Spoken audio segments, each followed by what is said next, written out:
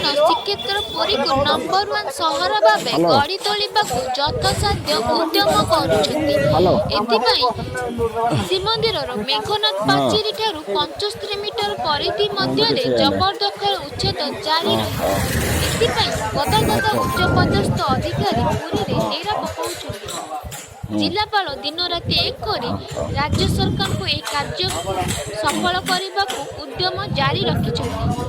ହେଲେ ଅନ୍ୟପଟେ Puri ବେଳାଭୂମିର Victoria hotel ଏବଂ ସମୁଦ୍ରକୂଳ ଆଖପାଖ ଅଞ୍ଚଳରେ ଚାଲିଛି ଖୋଲାଖୋଲି ମଦ୍ୟପାନ ବେପାର।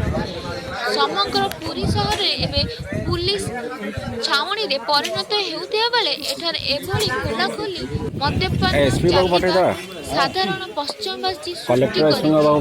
ଏଣୁ ଏଠାରେ ପୁଲିସ କାର୍ଯ୍ୟଦକ୍ଷତା ପ୍ରତି ଏହା ଅଙ୍ଗୁଳି ନିର୍ଦ୍ଦେଶ କରୁଛି। ପୁରୀରୁ ଜୟକୃଷ୍ଣ ଦାସଙ୍କ ରିପୋର୍ଟ, ସତ୍ୟମ୍ ନ୍ୟୁଜ୍।